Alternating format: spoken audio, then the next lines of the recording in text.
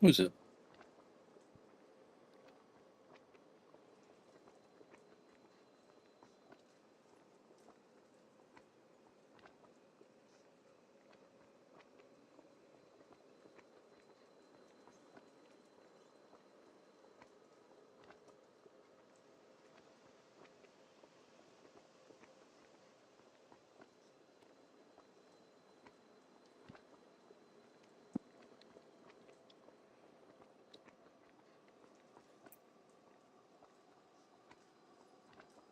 This fight is not done yet.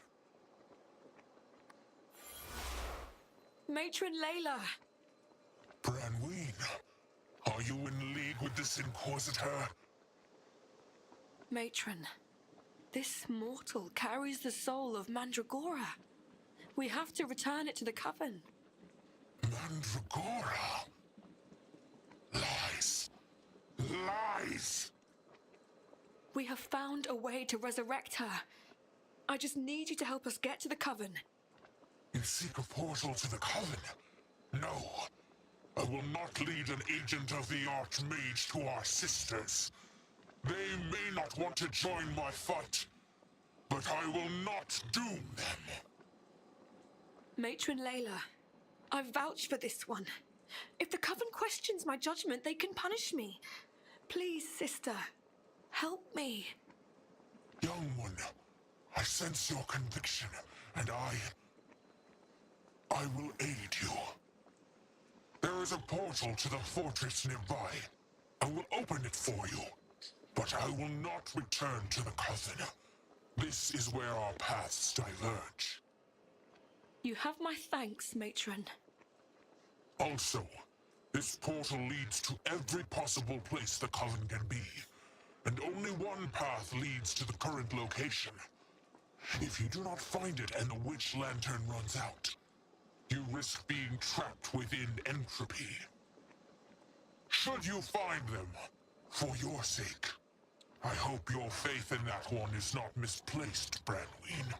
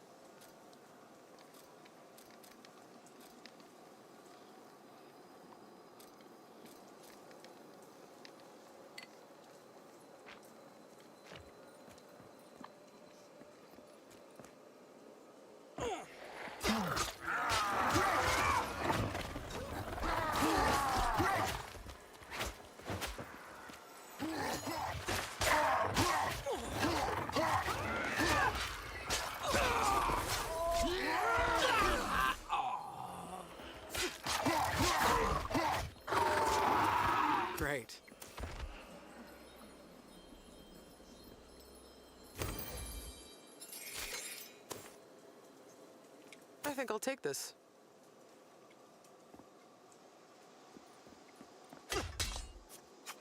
Nice.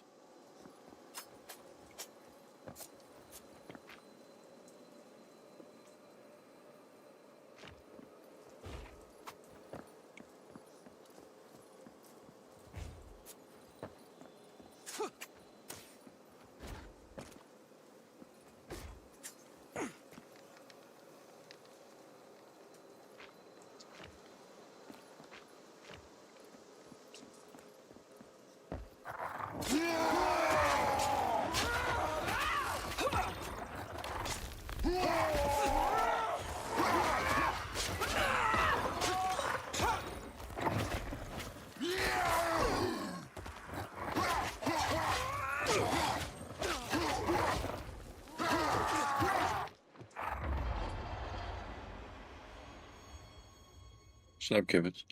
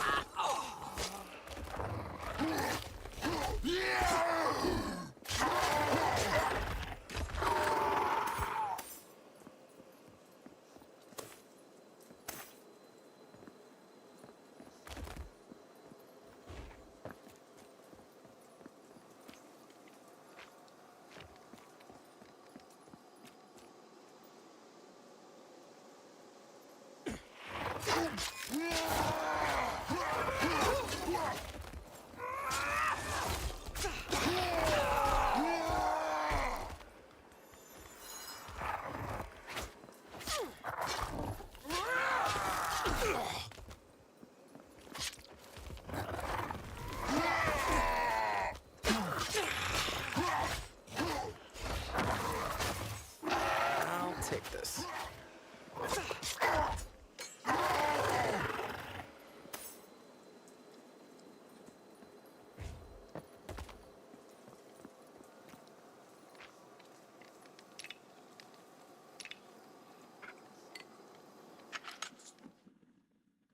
What do you want?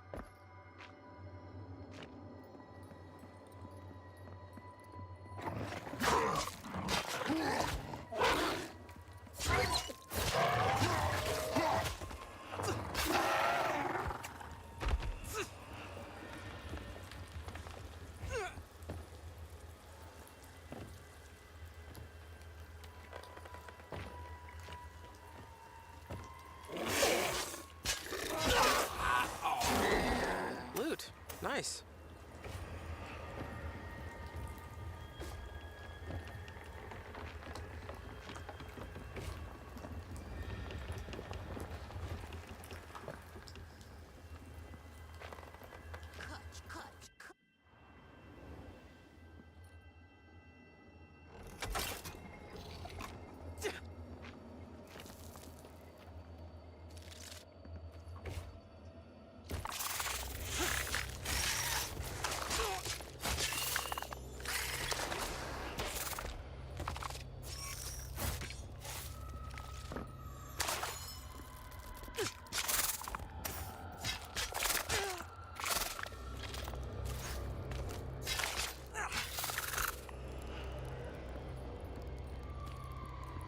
Shiny baubles.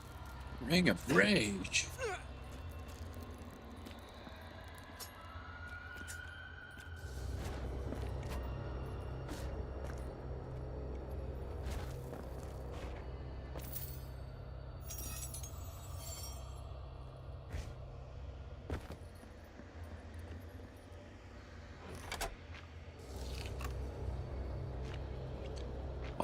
I know where that is. I know what that is. I jumped down there last time going, I'm gonna jump down there. And I did. And I died. Oh shit. Oh shit.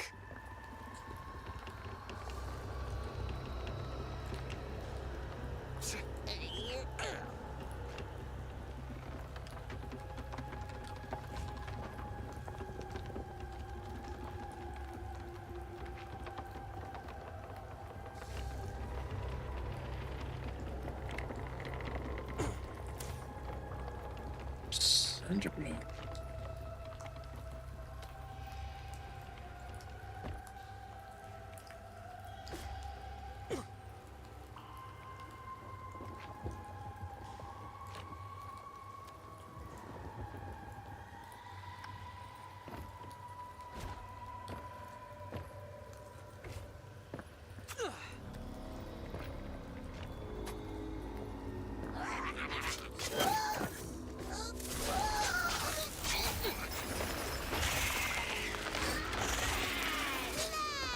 Did he get away? Oh.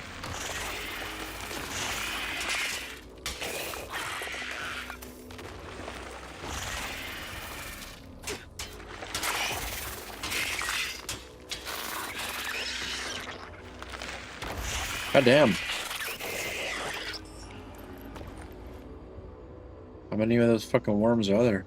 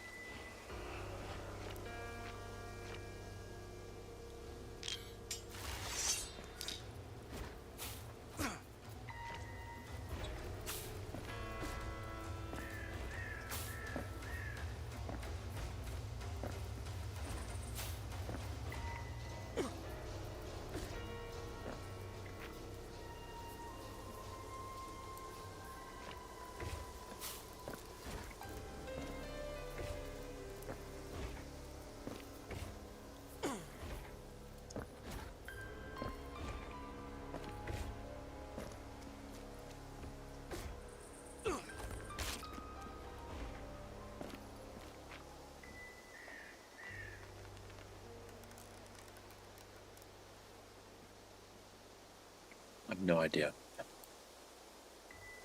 Ah,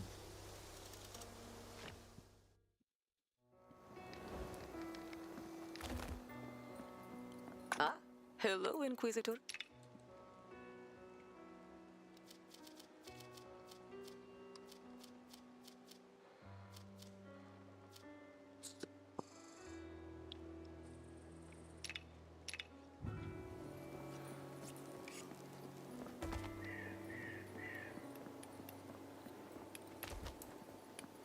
I'm beginning to understand what your needs are. Unfortunately, all I can offer you is some new jewelry.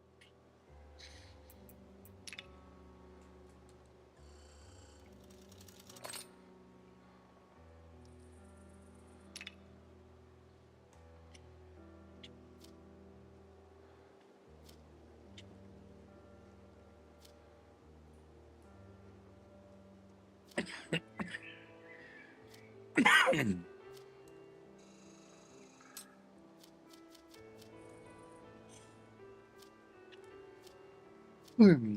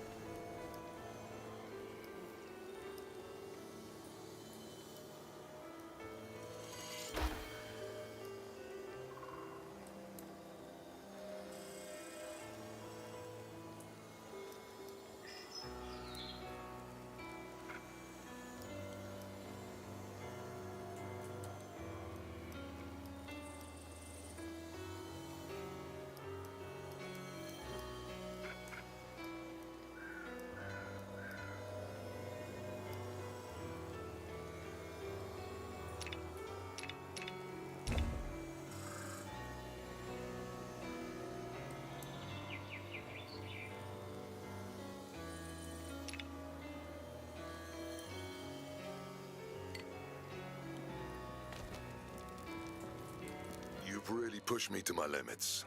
I don't really do this for the money. Appreciate the excuse to hone my craft. I have no need for bits and bobs, Inquisitor. I don't know what most of them are even for. Even if I did, I would not steal even if I was starving and she was a baker.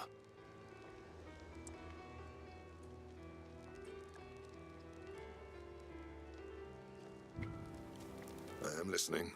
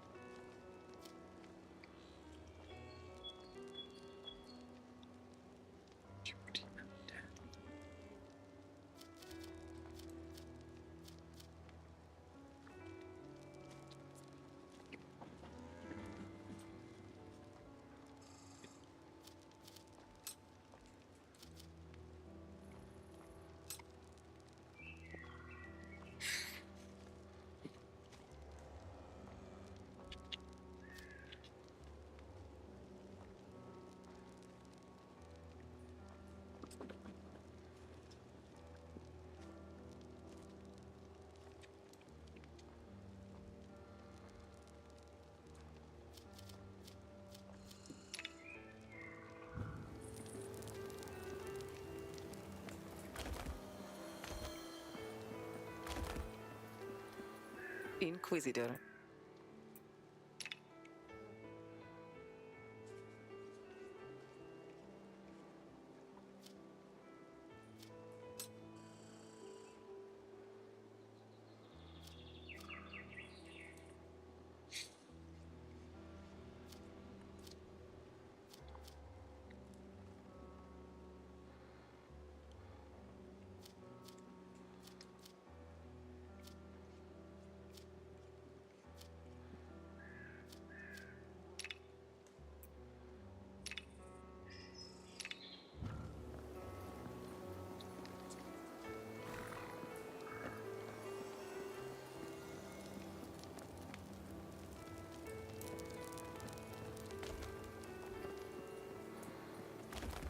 Want to buy a potion?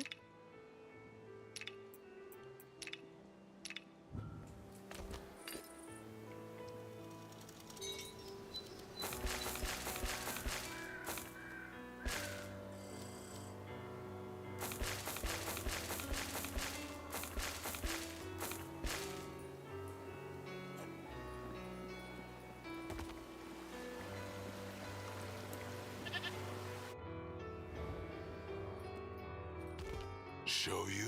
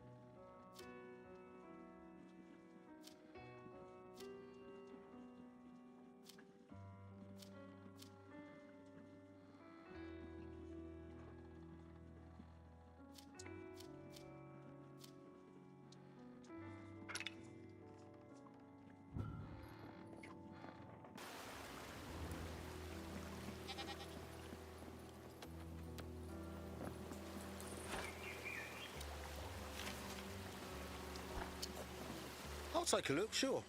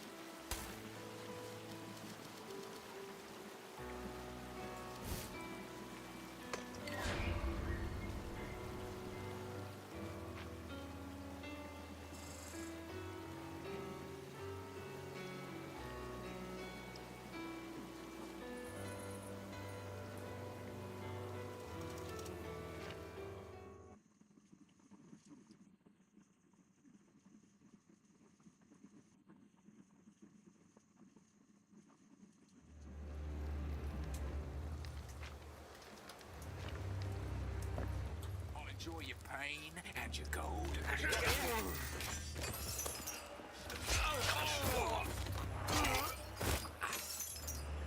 I think I'll take this.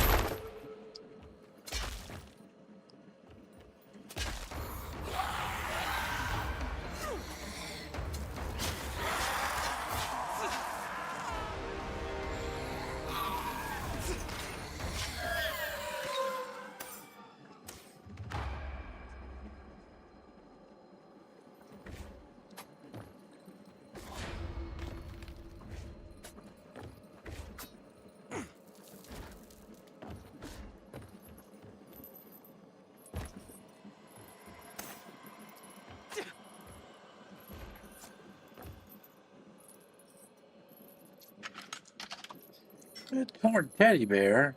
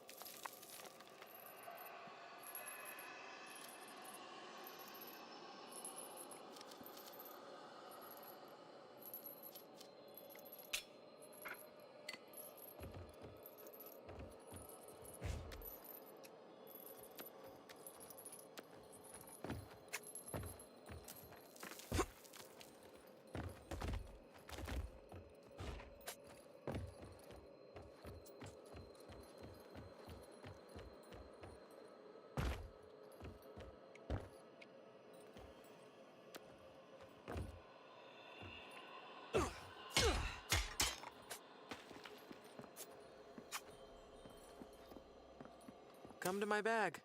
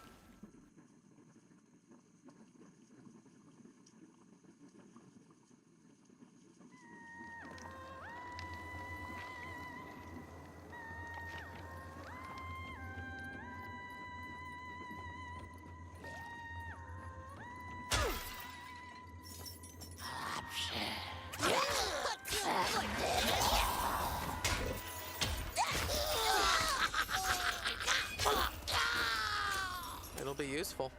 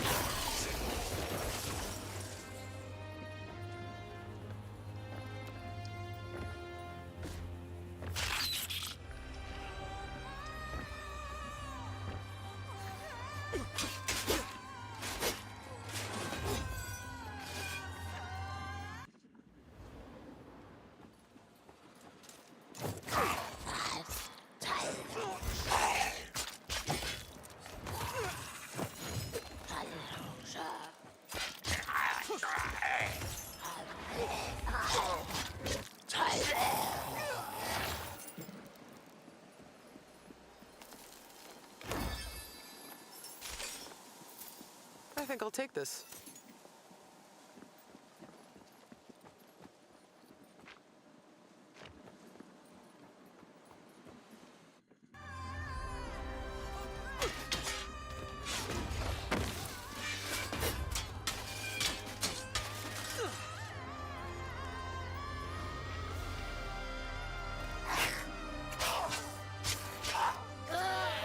Nice.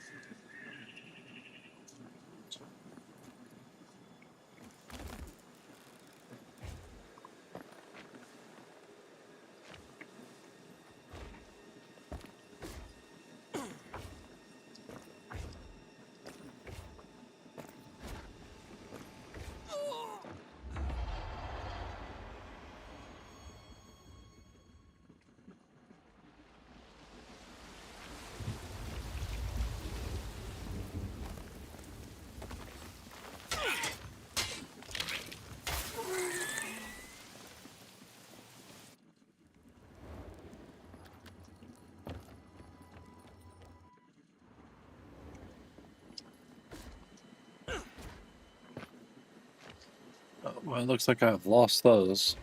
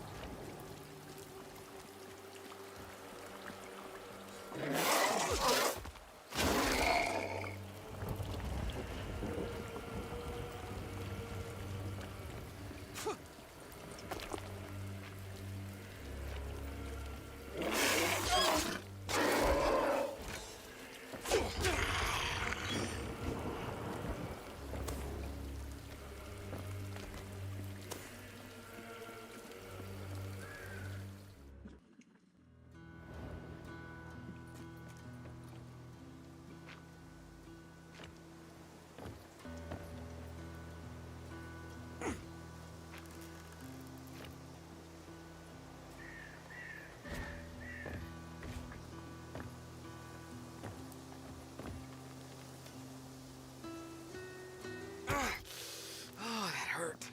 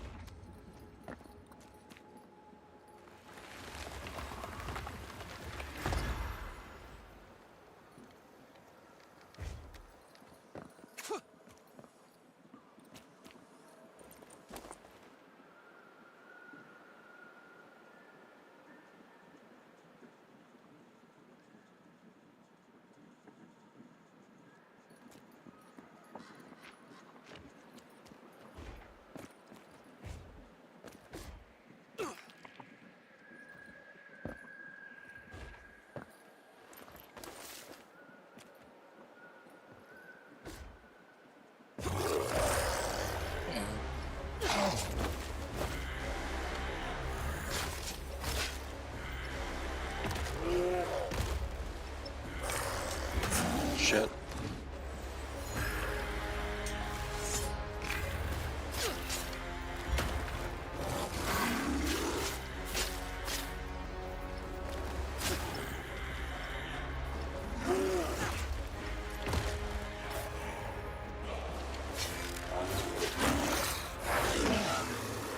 Oof. Swoosh.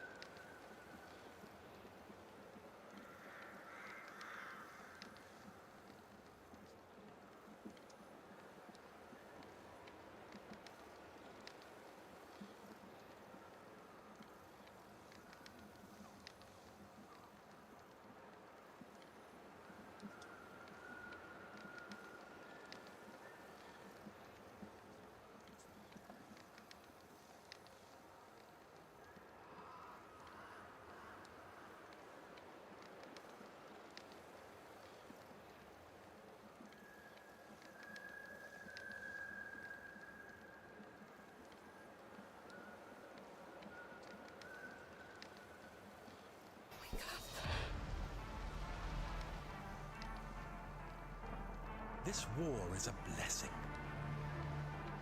Why come back? Anyone in my shoes would have done the same.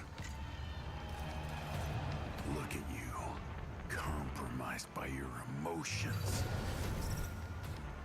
I want to piece together whatever is happening here, and you want to stop it. We failed to stop the calamity. There are always two sides to a story. You fucking scumbags! You pissed off the wrong people. Don't even try that psychological bullshit with me. Fuck! You must continue what we've begun to uncover.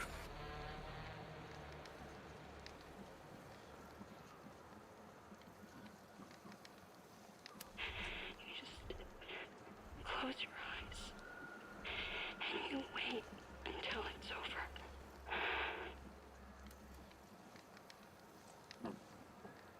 Interesting.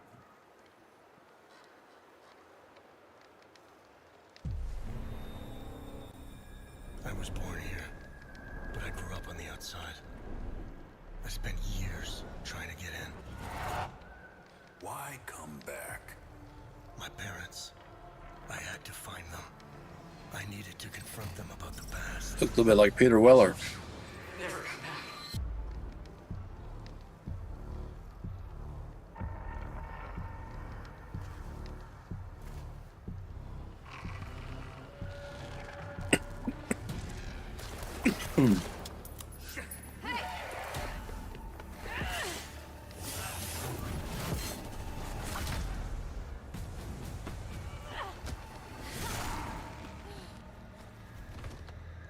Whatever was happening here,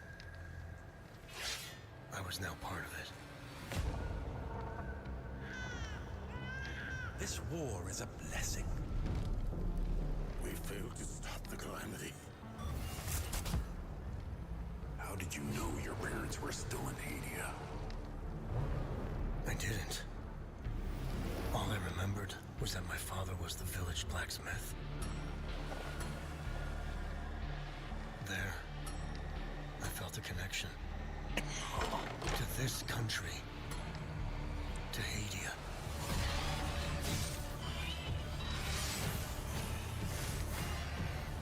Choose your next move wisely. You pissed off the wrong people. I want to piece together whatever is happening here, and you want to stop it. It became my burden. Look at you, compromised by your emotions. I won't stop.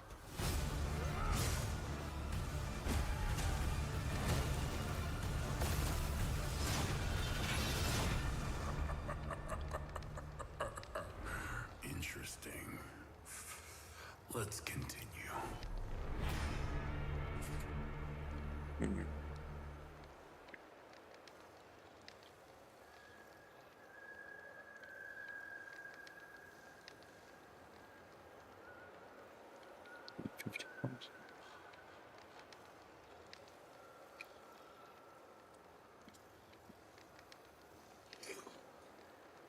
Semi-open world, huh?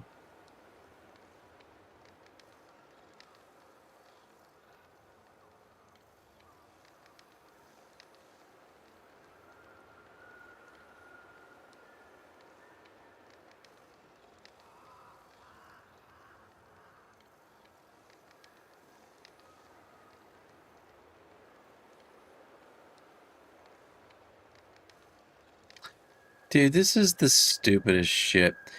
Releasing the same day as Silk Song was not a good idea. Come on, man. Silk Song was not that big of a fucking deal.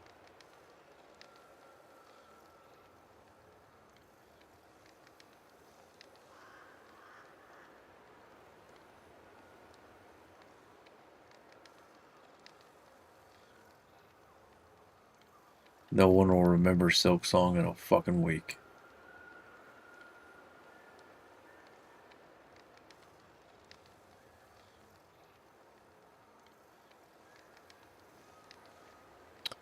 This is an interesting looking game, though. put it on my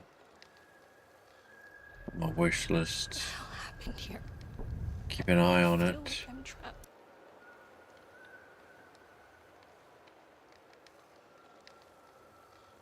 Did anything come off sale?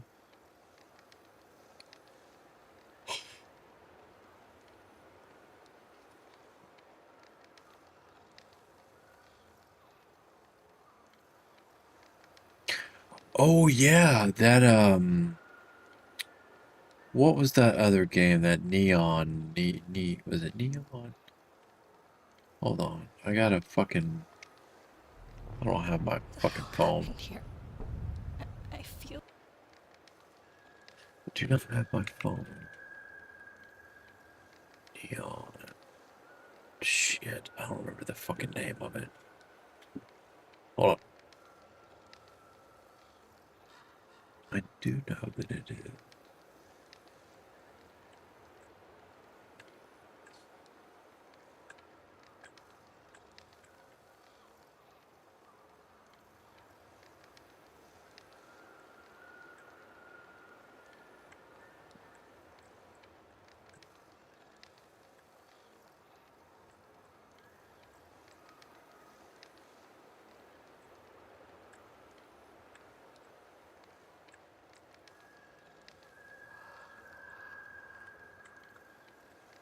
Great.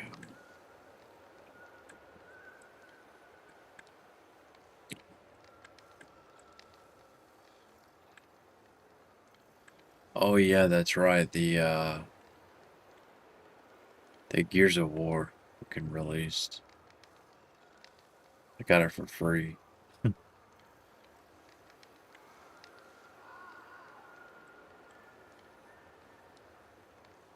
Seriously, don't think. Neon Inferno.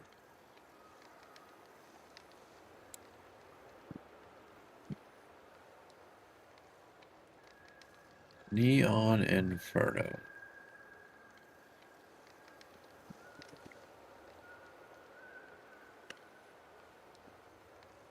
Oh, is it not released? I thought it had been released. October 1st, okay.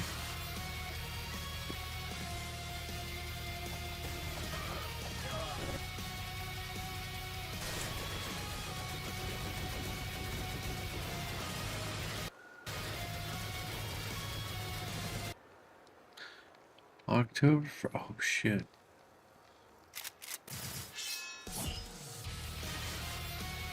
There. No, I won't forget it.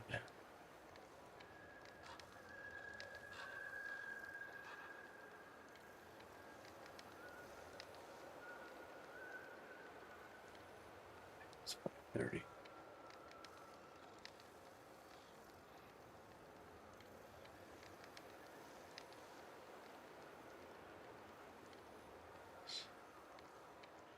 Oh yeah, that's right. That's why I got distracted. I was looking for something to put on in the background.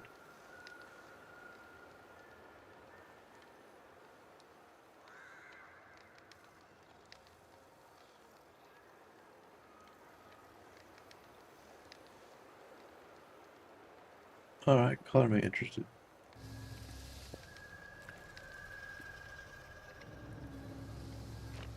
The Deadites are the terrifying creatures that define the Evil Dead franchise. And what makes them unique is that they are not simply zombies or demons, but a twisted mix of both. These creatures are people possessed by malevolent spirits that can control both the living and the dead, distorting their bodies into horrible and grotesque forms. But where do these monsters really come from? And what makes them so difficult? That's kind of crazy that that chef's the infamous quest Ex Mortis, also you're known not going as to be the able to Book of the complete Dead. until now.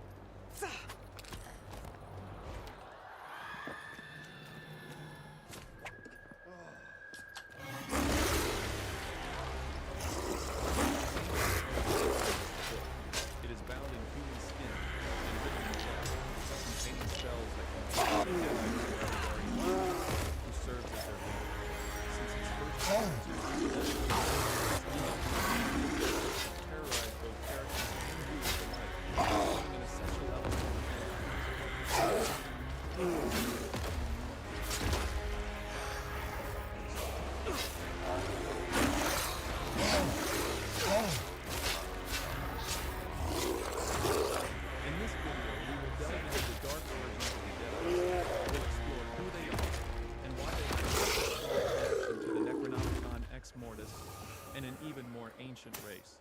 The Dark Ones. According to legend, these are ancient beings who existed long before humanity. They ruled using dark magic, and at some point decided to create the Necronomicon to summon the Deadites and subjugate humanity.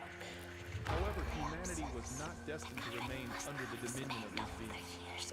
A prophecy foretold of the Chosen One, a human hero destined to free the world from the Dark Ones and their army of Deadites. With the aid of a powerful weapon, the Kandarian dagger, capable of harming these beings, the Chosen One managed to banish the Dark Ones to a parallel dimension. Depending on the reality in which this event occurred, they were imprisoned in either the Mirror Dimension or the Deadlands. But their influence never entirely disappeared, as the Necronomicon remained in our world, waiting for someone to open it and unleash the Deadites once more.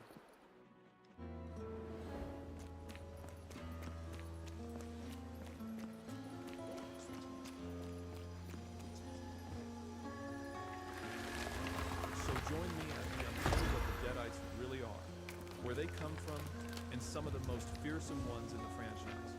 We'll also explore what happened to the Dark Ones, their connection to the book, and the importance of the Kandarian dagger in this eternal battle between good and evil. The Deadites were first unleashed in The Evil Dead Inquisitor, in 1981. Branween has told us of your journey. Noby, an archaeologist, Even seeing you here, it's hard to believe. Strange days these are. A secluded cabin in the woods.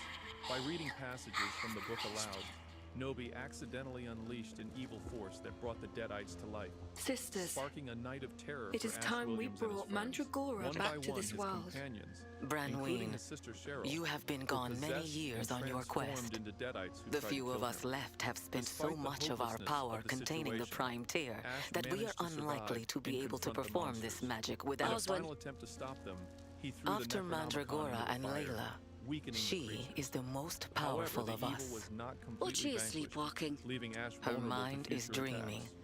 Only her body functions, spending all its days and nights keeping the tear from growing and consuming the world. Themselves. They're alive, Ashley. The trees. A sleepwalker cannot be reasoned with. The body is set in its task and will defend itself. Unless you manage to wake her up. My powers aren't even half of Oswin's. I couldn't possibly do that. In Evil Dead 2, Ash once again faces the Deadites in the same cabin. It seems where there new is horrors no are other unleashed way. after Ash plays Just additional know passages there is from the no reasoning Necronomicon. with her. During this You must sequel, weaken Ash her is briefly body. possessed and Only experiences then the will a iconic scene sleepwalker's where he cuts mind off his allow unpossessed her to hand, wake up. which then becomes Inquisitor, an independent Deadite. all Eventually, my he faith manages is to with you. prevent total destruction I know by you teaming won't up fail. with Professor Noby's daughter, who uses a lost page from the book to open a portal. This portal ultimately pulls Ash into the Middle Ages.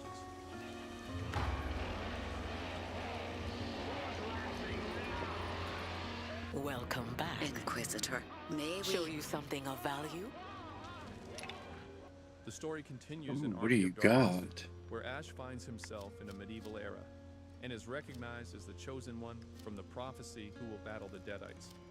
During his time in this period, Ash attempts to retrieve the Necronomicon. However, he forgets the words he must recite before taking the book, unleashing a new wave Ooh, of death. plus 10% poison damage. Awesome. This is where Evil Ash, a malevolent doppelganger of Ash, makes his appearance and leads an army of the dead in an epic medieval battle. With his wit and improvised tools, Ash defeats Evil Ash in the Deadite army, solidifying his role as the hero of the prophecy. Yet, he remains forever at risk of future encounters with evil.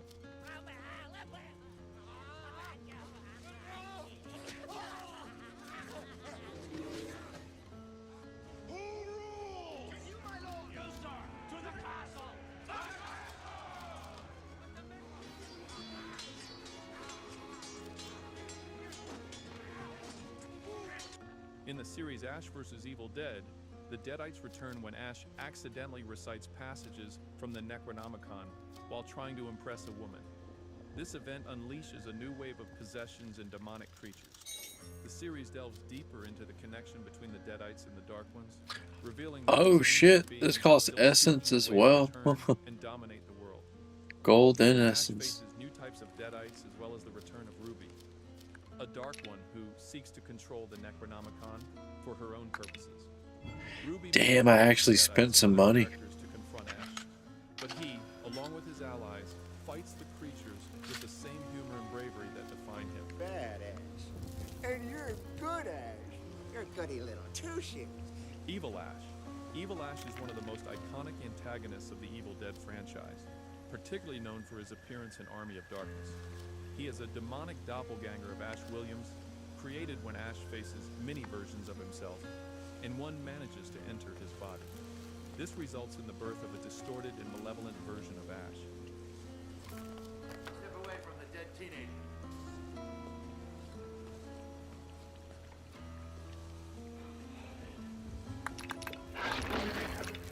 $244. Evil Ash shares Ash's strength and skills, but is far more brutal, sarcastic. $251. So. Unlike the original Ash, who has principles and fights against dark forces to protect others, Evil Ash is driven by chaos and power. His appearance resembles that of a Deadite, with grayish, decayed skin, We a have deformed much to face, offer. and ruthless behavior. However, he retains Ash's arrogance and humor, mocking his counterpart and reveling in the chaos he creates. In the third installment of the franchise, Evil Ash becomes the leader of an army of skeletons and Deadites, forming the so-called Army of Darkness. His mission is to claim the Necronomicon for himself and destroy Ash and anyone who stands in his way. Under his command, the Deadites are organized into a formidable force, and Evil Ash proves to be a strategist in battle, using his power to lead this army in an epic confrontation against Ash and the human forces at Kandar Castle. Where's he the gonna battle, take the me? doppelganger is relentless, using his brute strength and skill with weapons.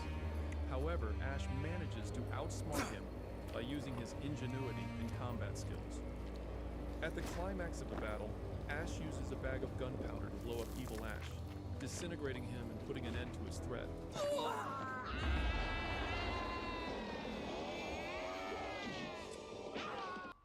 Henrietta Nobi is one of the most iconic Deadites in the Evil Dead franchise, making her first appearance in Evil Dead 2.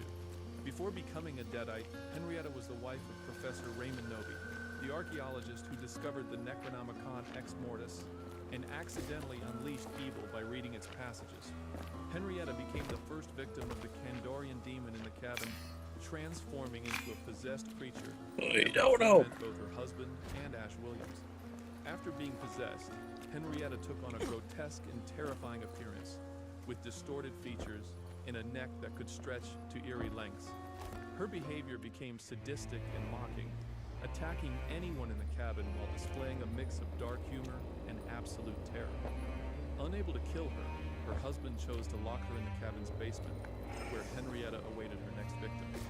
When Ash and Annie, who is Professor Nobi's daughter, discover the cabin, Henrietta is released and becomes part of one of the film's most memorable scenes, attacking Ash with her monstrous form and signature long neck.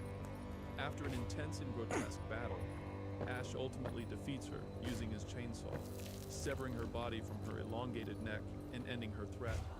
Henrietta is remembered for her shocking transformation and as one of the first Deadites to showcase the franchise's signature blend of horror and dark humor. Her character has become a fan favorite and remains one of the most iconic figures in Evil Dead.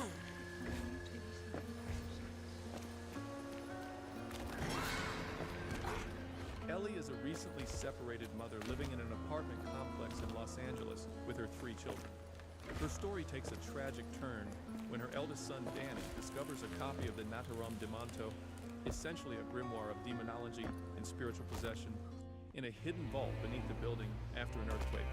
Unaware of the horrors he is about to unleash, Danny plays a recording of a priest reciting passages from the book, which releases the Kandarian demon. The demon possesses Ellie while she is in the elevator.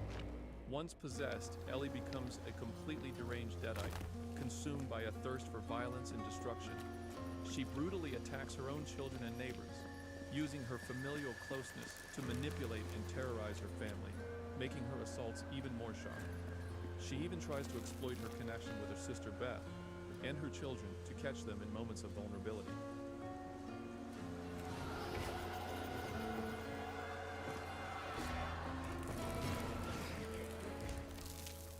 The Marauder represents the pinnacle of Deadite evil in Evil Dead Rise, and one of the franchise's most disturbing monsters. This entity emerges when the Kandarian demon fuses the bodies of Ellie and her 2 children, Danny and Bridget, into a single grotesque creature after they have all been possessed. Loot. Nice. The 3 corpses combine to form a horrifying mass that uses the bodies and the souls of its victims to create an even more powerful and monstrous thing.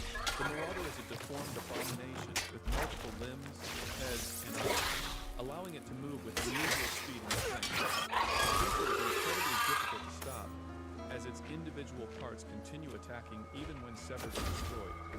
Ultimately, Beth and her niece Cassie manage to defeat the Marauder by throwing it into a wood chipper in the building's parking lot, shredding its parts until nothing functional remains. This act brings the nightmare in the apartment to an end and delivers a brutal conclusion to the Marauder, completely destroying it.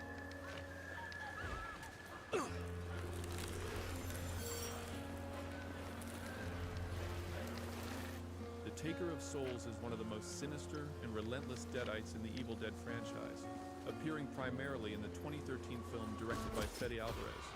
This demonic entity is summoned through the Necronomicon and manifests with unique ferocity and brutality, literally feeding on the suffering and souls of its victims.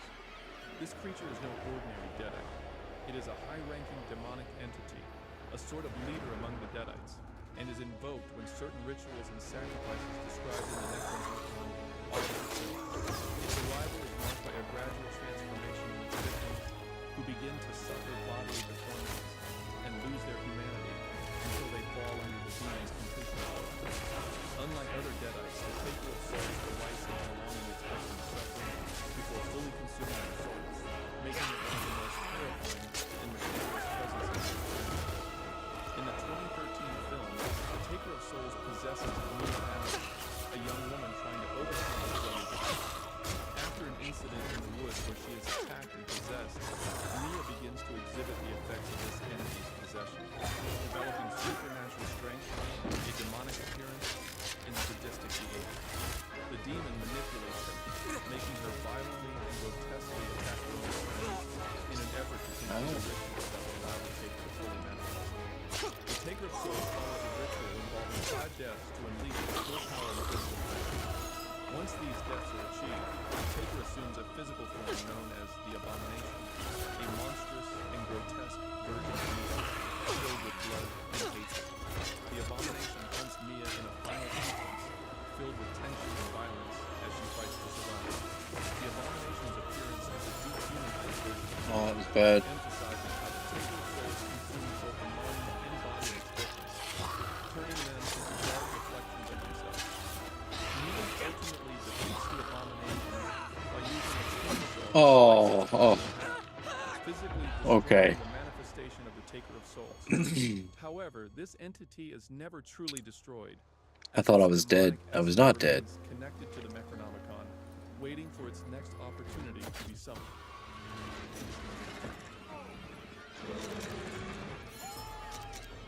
Kandar the Destroyer is one of the most powerful creatures in the Evil Dead universe. Introduced in the series Ash vs. Evil Dead, Kandar is a demonic titan summoned as a final test for the Chosen One and an instrument of total destruction. This colossal monster represents the ultimate power of darkness. Its presence is devastating not only because of its massive size, standing around 20 meters tall, but also because every attack it receives only makes it stronger, rendering a conventional weapon useless against it. Its mission is simple: destroy and consume, and nothing can stand in its way except the Chosen One. The battle against Kandar in the town of Elk Grove becomes complete chaos. The military tries everything to stop it, but every attack only strengthens the monster. To make matters worse, Kandar uses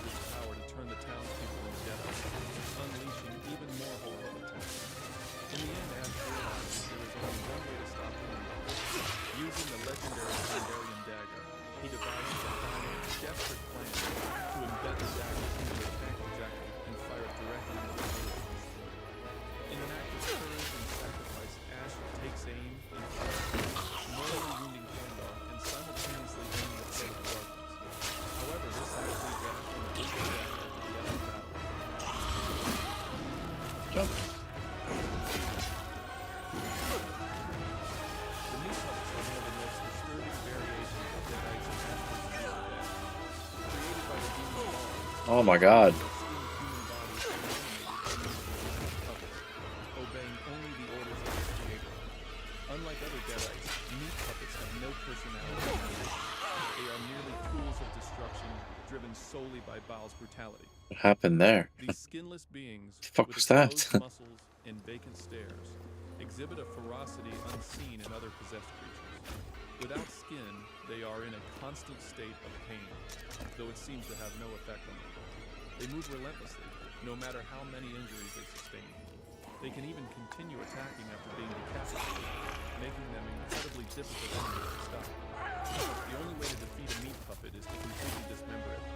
While Ash and Steve have faced many Deadites, meat puppets pose a particular challenge due to their resilience and speed. The Kandarian dagger is especially effective, ensuring they cannot rise.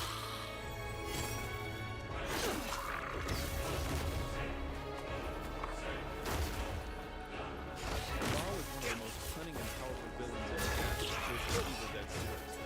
As a high-ranking demon and a member of the Dark Ones, Baal stands out not only for his brutality, but also for his ability to manipulate and deceive humans, creating chaos far more psychological and calculated based on other Deadites. In the series, his intelligence and charisma make him one of the most dangerous opponents Ash has ever faced.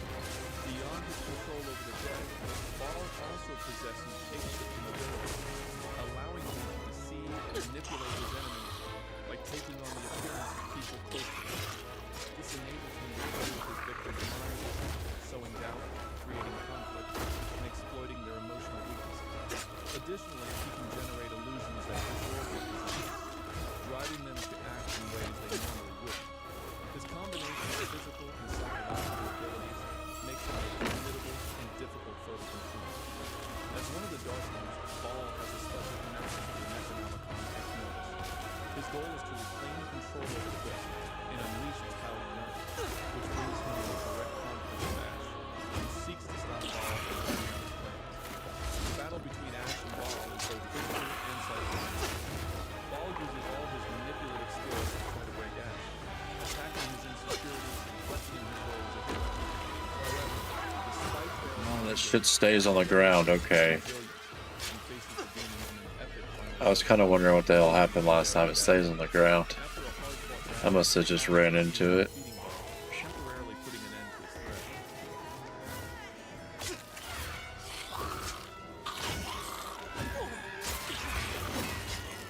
The demon spawn in the Ash vs. Evil Dead series are unique in their created as part of the legacy of Ruby, one of the Dark Ones.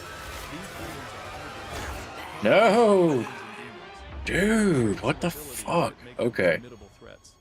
That's just no joke. Are Ruby's children, born from her dark powers and her knowledge of the Necronomicon.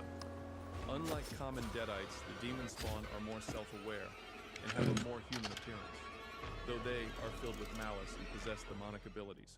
Instead of being merely possessed by an evil spirit, alchemic the demon ingredients spawn on the are ground unique again. entities conceived as extensions of Ruby's will. I'm glad you're here. Each demon spawn has superhuman strength, agility, and the ability to regenerate, making them extremely difficult to kill. Additionally, they can use shadows to stalk their victims and set up ambushes, appearing in unexpected places and using their surroundings to their advantage. In some cases, the demon spawn even demonstrate the ability to manipulate human emotions, exploiting their enemies' weaknesses to cause psychological chaos. Some demon spawn also have specific abilities that make them stand out. These powers vary depending on the purpose Ruby assigns them, ranging from manipulation to advanced combat skills, making them highly adaptable adversaries. Ruby creates the demon spawn to be her loyal allies, but in an unexpected twist, these beings end up rebelling against her. As conscious creatures with a degree of autonomy, some of the demon spawn begin to question their mother's authority and seek their own independence. Demon spawn are not easy to eliminate. While they are resilient, they can be mortally wounded with the Kandarian dagger. Additionally, like many other demons and Deadites in the Evil Dead universe, dismemberment and attacks with powerful weapons can reduce their capabilities and, in some cases, destroy them completely. However, their regeneration abilities and cunning make them dangerous opponents until the very end.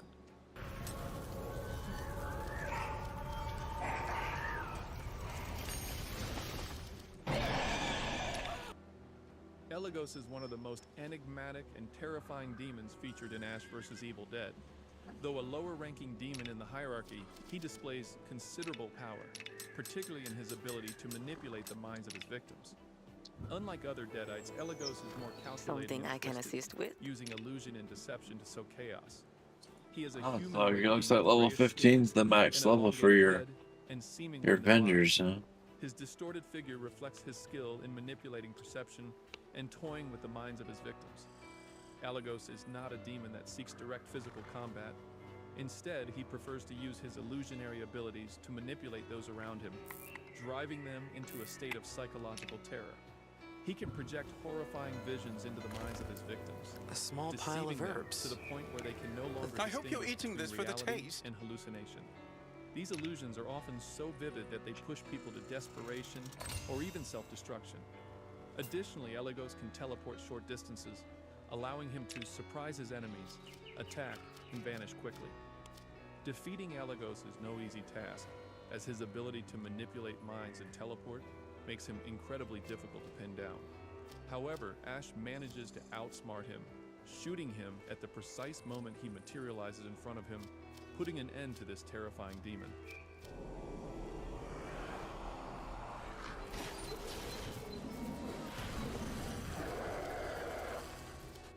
The Dark Ones are an ancient and powerful race in the Evil Dead universe, shrouded in mystery and representing absolute evil.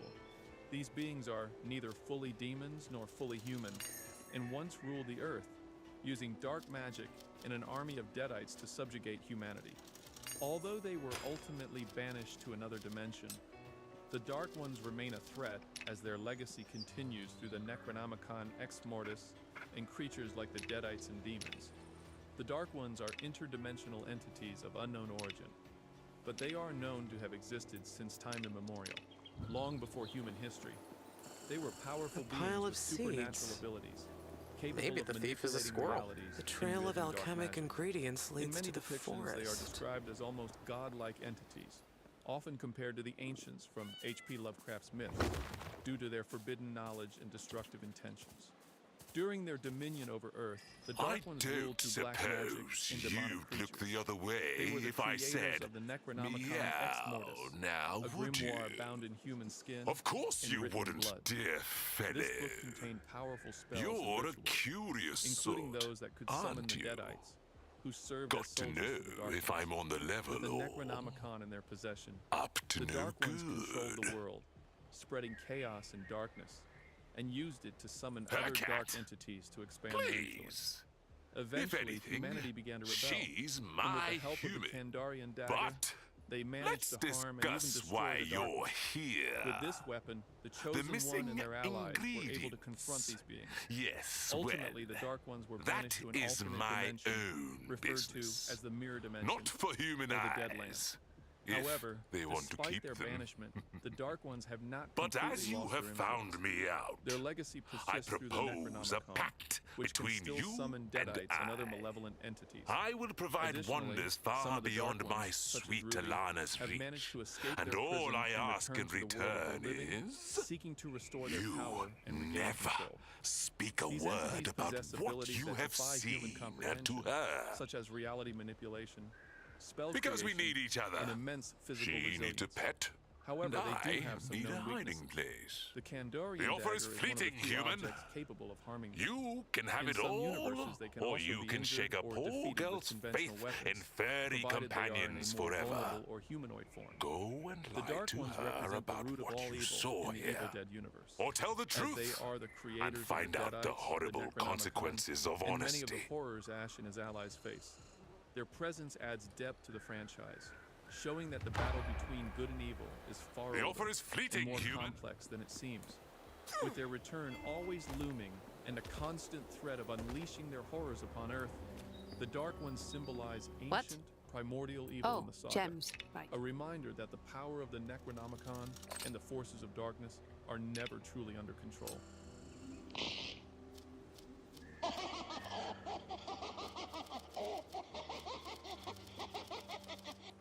The Kandarian demon, also known as the Force or the Evil Force, is one of the most sinister antagonists in the Evil Dead franchise, and the leader of the Deadites. This demonic entity is not just pure evil, but also the living spirit of the Necronomicon Ex Mortis. Although it rarely manifests in a clear physical form, its presence is felt as an invisible force that stalks and possesses those who accidentally invoke it. It emerges when someone recites the forbidden passages of the Necronomicon, unleashing its power into the world of the living. Once released, the Kandarian demon manifests as an ethereal presence, capable of moving through the forest as an invisible gust of wind, stalking and possessing its victims. The Kandarian demon possesses a terrifying combination of abilities that make it a formidable enemy. It can possess both the living and the dead, transforming them into sadistic and cruel Deadites. It is capable of manipulating its victims' perception, inducing visions and hallucinations to weaken them. As an invisible force, it can move objects, break down doors, and drag people, demonstrating immense power without needing a physical body. However, it sometimes assumes grotesque and tangible forms, such as its manifestation in Evil Dead 2, where it appeared as a deformed and sinister giant head. With a repertoire of abilities that make it nearly indestructible, facing it requires special rituals and weapons, though defeating it definitively remains nearly impossible. The Kandarian demon was first invoked in the franchise when Professor Nobi accidentally read the Necronomicon's incantations. This act unleashed the Kandarian demon and marked the beginning of the terror that would haunt Ash Williams and anyone who came near the book. Since then, the Kandarian demon has relentlessly pursued Ash and his allies whenever the incantations are read or someone attempts to use the book.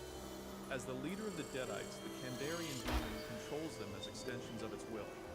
Its relationship with the Necronomicon is crucial, as the book serves as the medium through which it can return and spread its influence in the world. The Deadites it possesses act as its servants, attacking anyone who tries to destroy or seal the book. Throughout the franchise, the Kandarian demon has shown that it seeks not just to cause destruction, but also to ensure that the Necronomicon remains in the world, allowing it to be summoned again and again. Throughout the movies in the series, Ash confronts the Kandarian demon on multiple occasions, each time attempting to destroy the book or seal away the evil it represents. Despite Ash's efforts to put an end to the Kandarian demon, it always finds a way to return, proving that it is an unstoppable force that can only be temporarily contained. In summary, the Deadites are the essence of terror in the Evil Dead franchise, a unique blend of demons and zombies under the control of the Kandarian demon and the Necronomicon Ex-Mortis. Their ability to possess both the living and the dead, their supernatural resilience, and their sadistic nature make them formidable enemies that defy any attempt at definitive destruction. With every invocation of the Necronomicon, the Deadites are reborn to remind us that evil never rests, and that the fight against darkness is eternal. Hey, don't go just yet. If you enjoyed my video, I'd love to recommend another one for you to watch.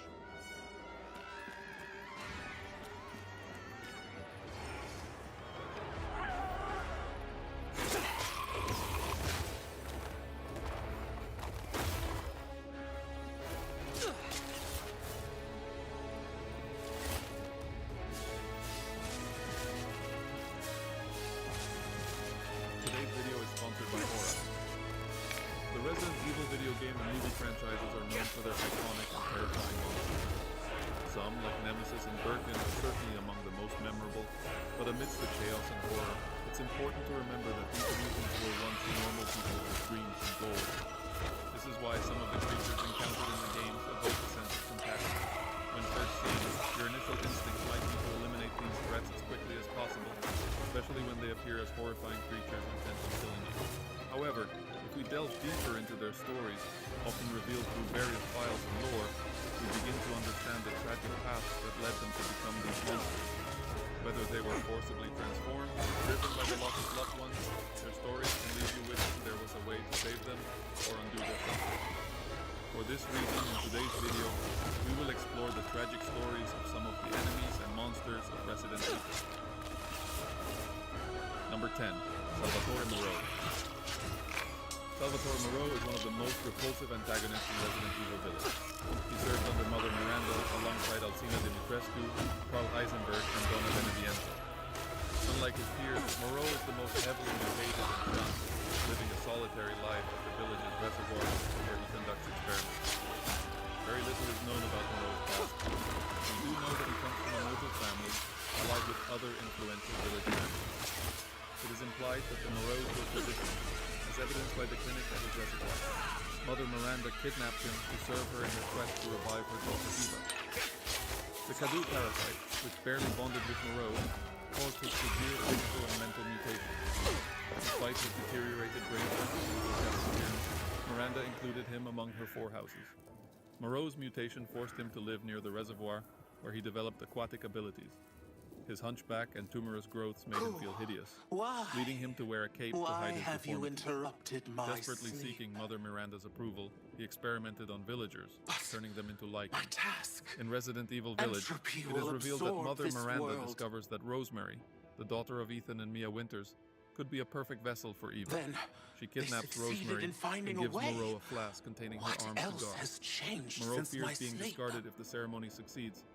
He encounters Ethan during a confrontation with the other lords and later It tries has to prevent been him from escaping his reservoir 100 by years using his or enzymes more, to block I the exit. suspect. In the I ensuing don't battle, Moreau remember transforms any of into a it. monstrous creature but is ultimately defeated by Every Ethan. ounce of During the strength I fight, have Moreau seeks will only be Mother channeled Miranda's into approval it. and I have simultaneously waited for complains this about the day great for pain his ages. mutation causes him. Let's go His at last once. words are a desperate cry for Mother Miranda's help before he explodes. Despite his efforts, Ethan kills Mother Miranda and saves his daughter, sacrificing himself in the process. Moreau's appearance is grotesque. His skin is a pale green-gray color, and he has a hunchback with tumorous growths and eyes. He possesses webbed hands and feet that help him move better in his aquatic environment, as well as pointed fangs and gills.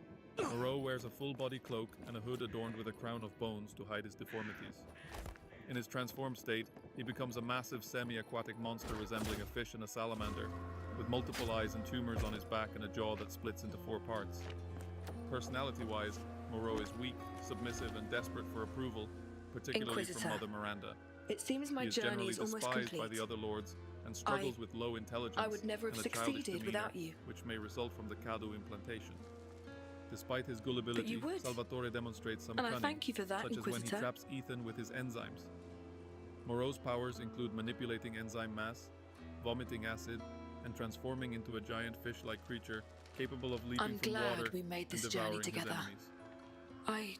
Before we continue, Must I'd like to join the introduce the ceremony. sponsor of today's video, Aura, and it's the perfect time to talk about them. Hackers may have stolen the social security numbers of every American. Over 2.9 billion records were stolen from National Public Data, a service that provides personal information for background checks. Now that information is online, potentially in the hands of hackers. These stolen records include full names, addresses, birth dates, social security numbers, phone numbers, and even alternate names. Worse, this hacker group reportedly released the data for free online. This makes me really uncomfortable and concerned. Personal information should be private. If you've ever experienced identity theft, you know how stressful and invasive it is. I've been through it, and the aftermath is a mess. If you haven't been protecting your data, now's the time to start. Your information has never been more vulnerable. Thanks to you. I'm not as worried anymore because I use Aura, the sponsor of today's video. Aura constantly scans the dark web for my personal info, whether it's my phone number, email, or social security number, and alerts me immediately if it finds anything. If someone tries to use my information, Aura notifies me right away, and if the worst happens, they cover me with up to $5 million in identity theft insurance. Aura offers much more than monitoring. They've packed everything into one app, from password management to financial fraud protection. You can take control of your online safety right now by using the link in the description to try Aura free of charge for 14 days. That's plenty of time to see if your personal data is exposed. National Public Data won't protect you after this breach, and they likely won't face any consequences. But you can protect yourself. I'm not leaving my family vulnerable to data breaches, and you shouldn't either. Go to Aura.com using the link in the description to try it free for 2 weeks. Protect yourself before it's too late. Number 9. Alexander Ashford, later known as Nosferatu. Alexander Ashford, once a member of the noble Ashford family, became a monster due to the twisted experiments of his children, Alexia and Alfred Ashford. You will Alexander was try the to make 6th an Earl of the even Ashford bigger family tear. and son of And if Edward he Ashford. succeeds, Despite this helping his time, father study the it may progenitor just virus, be enough Alexander to lacked allow notable virology entropy to skills. thoroughly His expertise consume lay in this genetic world. engineering, which he used to try to revive the Ashford family's reputation. Obsessed with the family's Do you really think matriarch, a man who Veronica has lived Ashford, several he combined her lifetimes, DNA with his knowing own nothing and a but gene to unchecked increase power, intelligence, is going to creating the stop twins Alfred and because an Alexia. underling Alexia exhibited asked him extraordinary intelligence, nicely? while Alfred was The only slightly Archmage above will not average. stop. They never Horrified stop. by how the twins were created No and their amount disregard of for power humanity, is enough. Alexander hid the records I of their can help creation close in a the secret portals, chamber. but to Alexia make became sure obsessed with the he T. Veronica never virus, threatens this intending world to use again, it on herself and you unleash it upon the must world. end his life. Alexander, worried about her plans, developed the linear launcher, a weapon designed to stop her if necessary. Alfred, resentful of his perceived inferiority to Alexia, discovered the Go as truth fast about as their you can. creation and captured You may Alexander. still be able to stop him. He and Alexia but used their know father this. as a test subject If he for the T. starts Veronica opening virus. portals in your The city, virus mutated Alexander into a entropic monstrous being, disturbance will make who then became traveling known as there Nosferatu, through the witch and he was stones imprisoned in a secret chamber impossible. for 15 years. Though your new wings Nosferatu may was allow you to accidentally access freed by areas Claire of Redfield entropy and Steve you Burnside. could not access The monster before. attacked them at the base's It may helipad, already be but too Claire late to managed to save kill the him by city. targeting his But exposed there's heart. hope yet. His tragic For Feldum. existence as a mindless, monstrous experiment ended with a desperate cry for release. Nosferatu's body was later retrieved by Alexia. During her final confrontation with Chris and Claire Redfield, the linear launcher that Alexander had created was used to destroy her, ultimately avenging Alexander's suffering and ending the Ashford line. Before his mutation, Alexander was a selfish man obsessed with reviving his family's glory. Despite this, he showed a humane side, fearing his daughter's madness and developing the linear launcher to prevent her world domination plans. As Nosferatu, he became a mindless beast driven by rage and agony, but retained a fragment of his humanity, as seen when he pursued Claire and Steve after hearing Alfred's screams. Nosferatu possessed large tentacle-like appendages and could expel a deadly poisonous gas. In Resident Evil: The Darkside Chronicles, he was even more ferocious, with scythe-like appendages, the ability to spit bile, and the capability to hurl chunks of ice and explosive barrels. His exposed heart remained a critical weak point. Number 8. Deborah Harper. Deborah Harper, the younger sister of government agent Helena Harper, met a tragic fate due to a series of harrowing events. Born on October 10, 1992, Deborah was 4 years younger than Helena. After their parents died, Deborah maintained a spirited personality and became a university student, staying close to her sister. On one occasion, she found herself in an abusive relationship, which Helena ended by seriously injuring Deborah's boyfriend. This incident made Helena a target for Derek C. Simmons' manipulations. 3 days before the events of Resident Evil 6, Deborah and Helena were captured by Simmons and held in a laboratory beneath Tall Oaks Cathedral. Helena, desperate to protect her sister, pleaded with Simmons to release Deborah, even offering herself in exchange.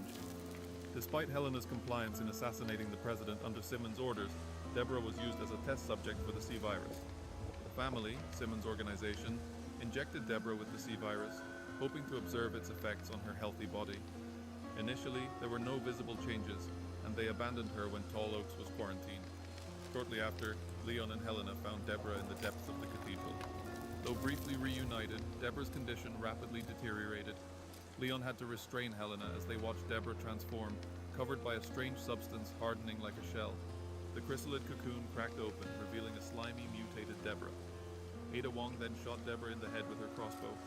Helena apologized to her sister, who began mutating further and violently pushed her away, triggering a battle with the mutated Deborah.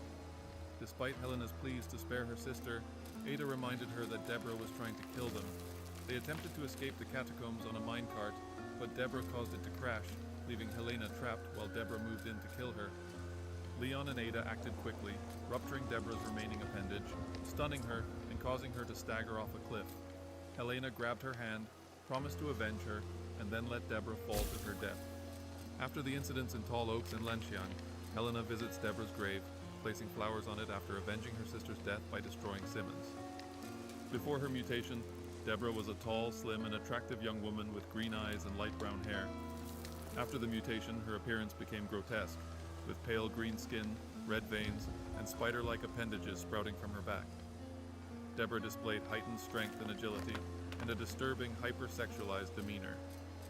Initially, Deborah was a carefree and loving sister, despite the friction between her and Helena, In a final note to her sister, she apologized and expressed her love, lamenting the fading memories of their relationship. Number 7. Donna Beneviento. Donna Beneviento is one of the 4 lords serving under Mother Miranda. Despite being physically frail and mentally ill, Donna compensates I gotta through get some skillful sleep. manipulation I'm of fucking hallucinations, falling out, using dude. her doll, Angie, to communicate and interact with the world. Donna was the only child of her parents and developed a deep fear of others due to a scar on her face. Her father created a doll named Angie to keep her company, leading to Donna's obsession with dolls and her unique way of speaking only through them. Anyway. This behavior suggested a form of dissociative identity disorder. After her parents' death, Let's get do it. Try to get some sleep.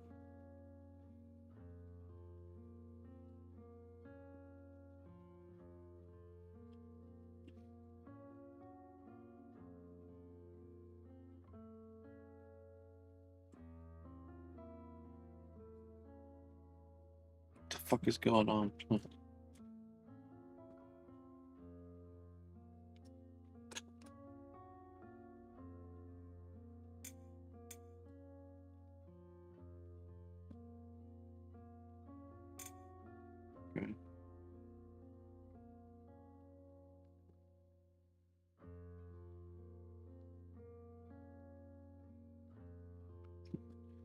I don't know what that's about.